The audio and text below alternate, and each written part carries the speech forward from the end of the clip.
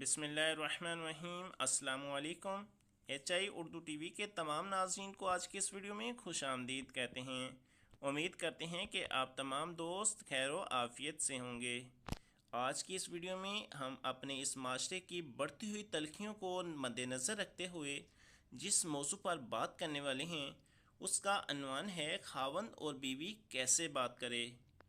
بیوی ہمیشہ خاوند سے عزت کے صیغے میں بات کرے۔ اسلام کی شہزادیوں، یہ اصول اپنا لو کہ خاوند کے ساتھ ہمیشہ نرم لہجے میں اور عزت کے صیغے میں بات کی جائے۔ اللہ تعالیٰ فرماتا ہے کہ ہم نے خاوندوں کو بیویوں پر درجہ عطا فرما دیا۔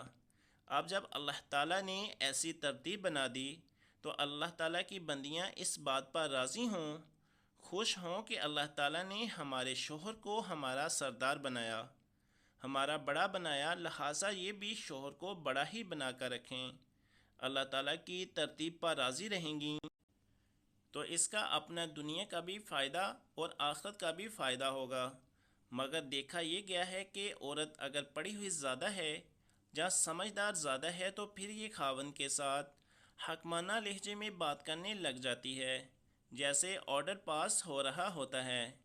یہ ایسے اس کے ساتھ ڈیل کرنا شروع کر دیتی ہے اور یہ چیز پھر خاوند کے دل میں نفرت پیدا کرتی ہے۔ عورت حسن میں زیادہ ہے، تعلیم میں زیادہ ہے، عقل میں زیادہ ہے یا مال میں زیادہ ہے، مگر درجہ پروردگار نے خاوند ہی کا رکھا ہے۔